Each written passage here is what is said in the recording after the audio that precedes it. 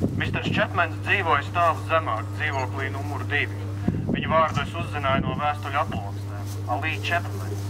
Ilgu laiku es pat nenojautu, kā viņš izskatās šis Čepmens. Viņu logi allaž bija aizklāti ar nevajadzīgi bieziem aizkariem.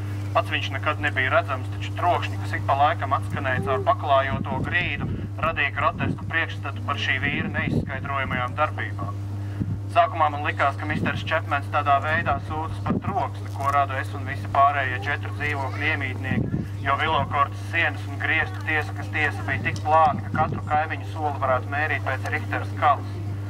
Viņš nepārtraukti klauvējās, turklāt tā, it kā darītu to ar garu mietu pa savām diezgan augstajām griestu debesīm.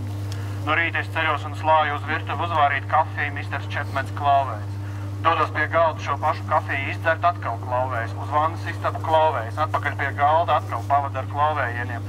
Aiz kaut kādas neizskaidrojums bīības pret nekad neredzēto kaimiņu, pieredinājos pa dzīvokli pārvietoties uz pirkstgaliem, bet tas neko nelīdzēja. Čepmens vienalga turpināja savu klauvēšanās rutīnu. Bum, bum, bum, tuk, tuk, tuk, katru reizi atšķirīgā stiprumā un tembrā.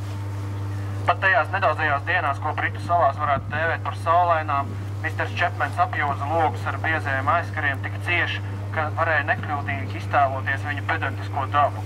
Istabās nespētu ielausties pat ne milimetru plats gaismas nogrieztas.